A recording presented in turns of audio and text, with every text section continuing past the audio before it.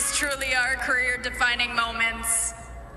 I mean, I've been in your position, but I can't even imagine right now what you are feeling. Try and describe it for us. Oh my God, I'm so happy. I can't believe. Good evening, and welcome to what might just be the most electrifying moment in tennis we have witnessed this entire year. If you are a sports fan, if you are a believer in impossible, or if you simply love the story of an underdog refusing to die, then you need to stop everything you are doing right now and listen.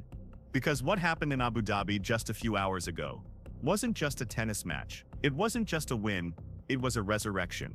It was a statement of pure, unadulterated heart that has sent shockwaves through the WTA Tour and left the entire tennis world with its jaw on the floor. We are talking about Alexander Eala, the Filipino sensation, the 20-year-old rising star who has been steadily climbing the rankings, currently sitting at a career-high world number 45. But today she didn't just climb a ranking, she climbed a mountain.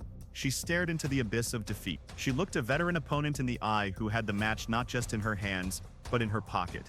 And she snatched it back in a way that defies logic, defies physics, and defies every statistic in the book. Let's set the scene briefly before we go deep. This is a round of 16 at the Mubadala Abu Dhabi Open, a prestigious WTA 500 event.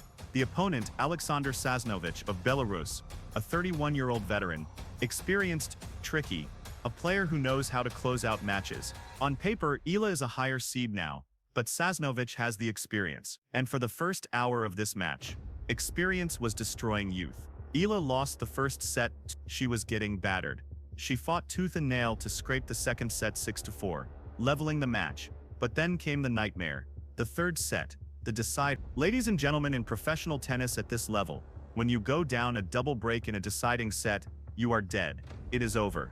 The statisticians turn off their computers. The fans start heading to the exits. The commentators start writing the obituary for match. Alexander Eala was down 0-4 in the third set. 0-2-4, 2 breaks of serve down. She was missing shot.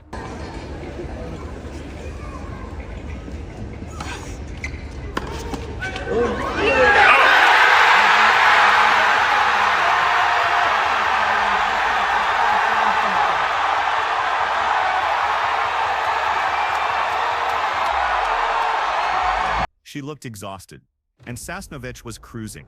The Belarusian was playing lights-out tennis, painting the lines, dismantling Eala's game piece by piece, and it got worse. The score moved to 5-2 for Sasnovich. The Belarusian was serving the match. She had a match point, 1 single point away from sending Eala packing, 1 point away from ending the campaign. The crowd was hushed. The box was nervous. It was done.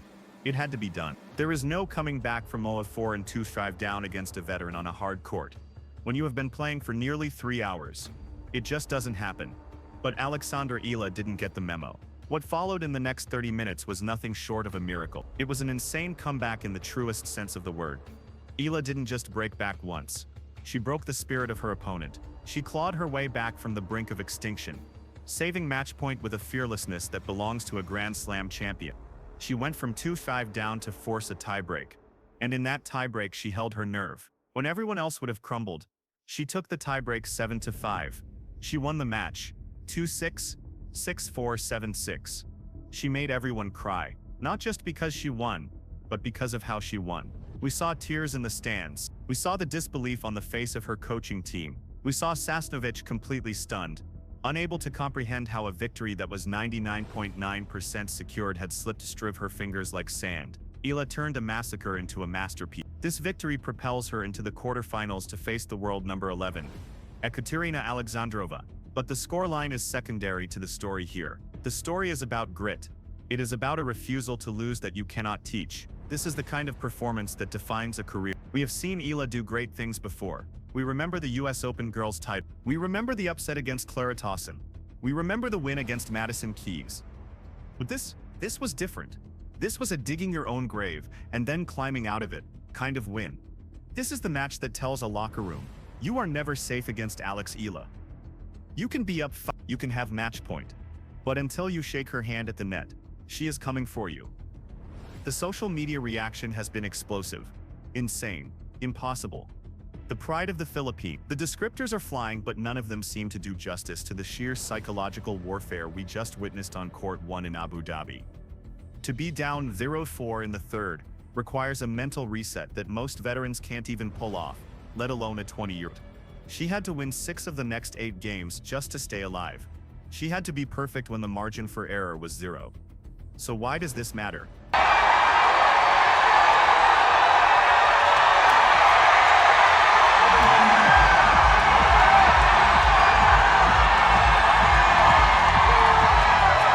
Why are we dedicating this entire broadcast to a round of 16 match? Because sports are and today, Eala gave us the ultimate lesson in resilience. She showed us that hopeless is just a word people use when they stop trying. She proved that as long as there is one ball left to hit, the narrative is yours to write. In a few moments, I am going to take you through this match point by point, game by game. We are going to break down the tactics, the emotional swings, the specific shots that turn the tide, and the collapse of Sasnovich under the relentless pressure of Eala's spirit. We will analyze how Eala adjusted her forehand depth, how she changed her serve placement in the dying moments, and how she used the energy of the crowd, the overseas Filipino workers who showed up in droves, to fuel this impossible upset. This is not just a match recap. This is an anatomy of a miracle. This is the story of how Alexander Eala surprised the whole world, made everyone cry, and pulled off the comeback of the year. Buckle up. You are watching the deep dive. I will provide you with a news title and some key news segment. Please create a highly professional, extensive news script for a YouTube to the main body of the script. Let's strip away the hype for a moment and look at the cold, hard reality of what led to this moment. To understand the magnitude of this comeback, we have to understand the context. This is February 20. The WTA Tour is in the Middle East swing, a notoriously grueling part of the season. The conditions in Abu Dhabi are fast. The courts are unforgiving, and the competition is stacked. Alexander Eala entered this tournament at a career-high ranking of world number 45. Just let that sink in for a second. 2 years ago, she was fighting in the ITFs, grinding through qualifiers. Now she has a direct acceptance into WTA 500s. She is a legitimate top 50 player, but with that ranking comes a target on your back. You are no longer the cute underdog. You are a scalp of the lower-ranked players, and a threat to the higher ones. Her opponent, Alexander Sasnovich, is a story in herself. At 31 years old, the Belarusian has seen everything. She has been to Fed Cup finals.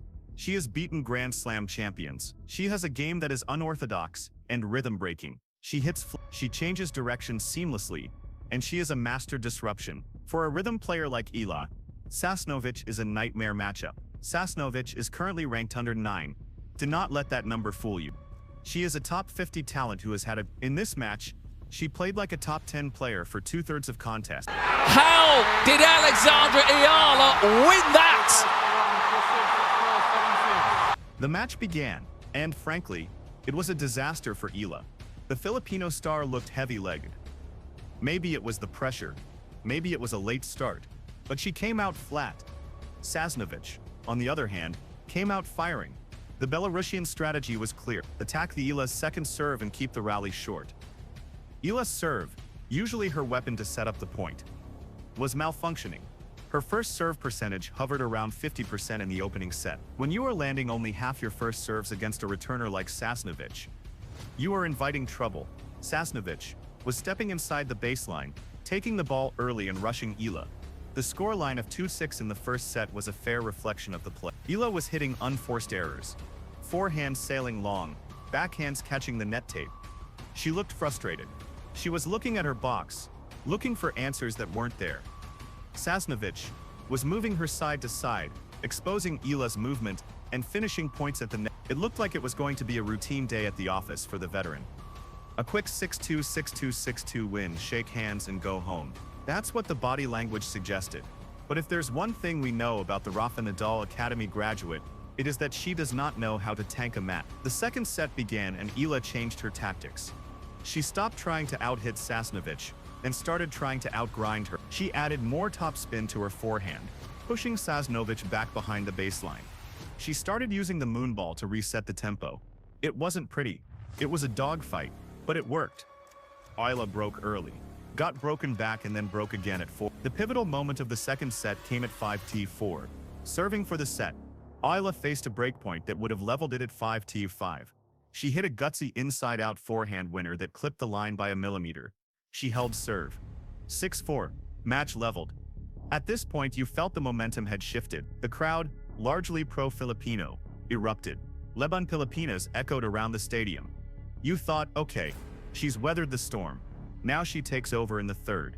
And this is where the script flipped again. Just when we thought Eala was in control, she completely fell apart. The star of the third set was inexplicable. Eala's energy dropped off a cliff. She double faulted the hand over the opening break. 0-1. Sasnovich held easily. 0-2. Eala got broken again, hitting a wild volley into the bottom of the net. 0-3. Sasnovich held again. 0-4. In the decider, let's pause here and analyze the psychology of zero. In tennis, momentum is everything. When you fight so hard to win the second set and then immediately go down a double break in the third, it breaks your heart. It feels like all that effort was for nothing. Your legs feel heavier. The racket feels like it weighs 50 pounds. Eala looked defeated. Her shoulders were slumped. She was walking slowly between points. The commentators were saying, "It's a shame. She fought hard in the second, but she has nothing left in the tank." Sasnovich was playing free. She was hitting winners from everywhere. She looked fresh. At 4-0, Sasnovich just needed to hold serve twice. That's it. Just 2 holds. Eala managed to hold for 1-4, stopping the bleeding. A small cheer from the crowd, but it felt like a consolation prize. Sasnovich then held for 5. No. Eala broke once to make it 2-4. No. Sasnovich held to make it 5. So here we stand. 5-2. Sasnovich serving for the match. This is the moment. This is a sequence of play that will be replayed on YouTube highlights for years. Sasnovich steps up to the line to serve for the match at 5-2. She is nervous. You can see it. The arm is a little tight, but she gets to match point. 1 point. 1 swing of the racket. Eala stands in the deuce court. She is crouched low. The look in her eyes has changed. It's no longer despair. It's defiance. Sasnovich serves wide. Eala lunges, barely getting a racket on it, floating a defensive slice back deep. The rally ensues. 10 shots, 12 shots, 15 shots. Eala refuses to miss. She is running corner tutano, retrieving balls that should be winners. Sasnovich, sensing the finish line, tries to force a backhand down the line. It catches a net cord and falls back on her side. Match point save. That net cord was the universe blinking. It was the crack in the door, and Alex Eala kicked the door down. From that moment, the energy on the court shifted violently. Eala broke Sasnovich to make it 3-5. Okay, 1 break back, but Sasnovich is still up a break. Eala has to hold serve. She does with commanding ace out wide. 4-5. Now the pressure is entirely on Sasnovich. She has to serve for the match again. The fear of winning is a real psychological phenomenon. In sports, Sasnovich starts thinking about the 4-0 lead she blew. She starts thinking about the match point she missed. Her arm turns to jelly. Eala, sensing blood, steps inside the baseline. She rips a forehand return winner on the first point. 0-15. She hits a swinging volley. 0-30. The crowd is going absolutely berserk. The atmosphere in Abu Dhabi sounds like Manila. Every point Eala wins is met with deafening roars. Sasnovich is rattled. She double faults at breakpoint. 5-5. The miracle is real. The comeback is on. Both players hold serve to 6-8. We go to deciding tie-break. A 7-point shootout to decide the fate of the match. Tie-breaks in the third set are pure torture. It's not about tennis anymore. It's about who can handle the nausea of the moment better. Eala falls behind early. 0-2. But she claws back. 3-3 at the change of end. At 5-5 in the tie-break, we are 2 points away from victory for either player. It is a coin toss. Eala serves. She goes for a risky kick serve out wide. It lands. Sasnovich returns short. Eala hits a drive volley into the open court. 6-5. Match point Eala. The irony is palpable. 20 minutes ago she faced match point. Now she holds 1. Sasnovich serves. A long rally ensues. Eala hits a deep, heavy topspin forehand to the Sasnovich backhand. The Belarusian steps back, tries to change direction, but her footwork fails her. She dumps the backhand into the net.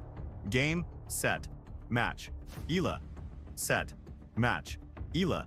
The moment that ball hit the net, Eala dropped her racket. She put her hands over her face. She didn't fall to the ground, she just stood there shaking. The relief. The adrenaline dump.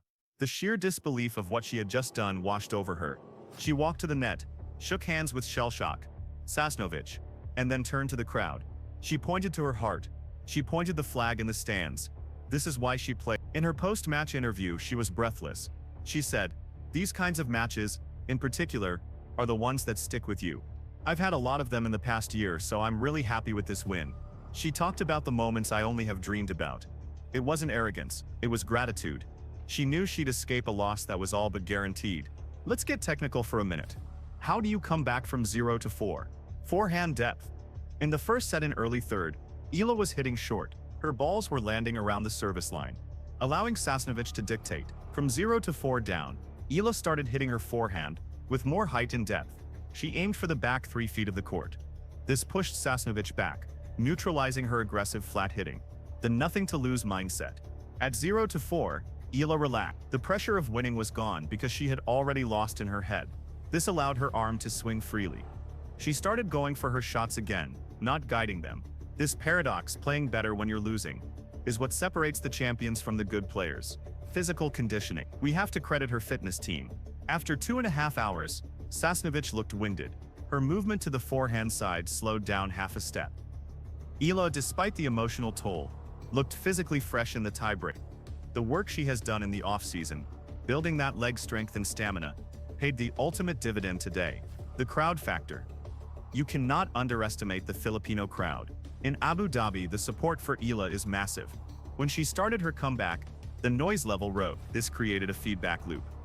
Eala gets energy. Sasnovich feels isolated. Tennis is a gladiatorial sport. Having the mob on your side is a distinct advantage. This win sends Eala to the quarterfinals of the WTA 500.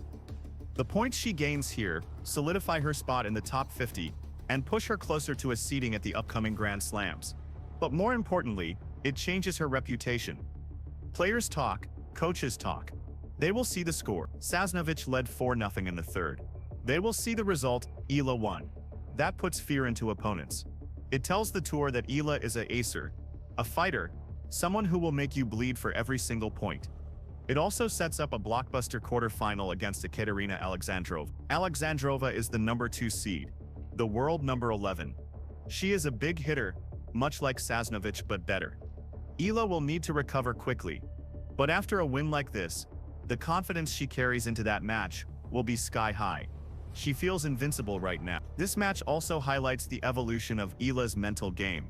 A year ago, she might have lost this match 2-6, 6-4, 0-6.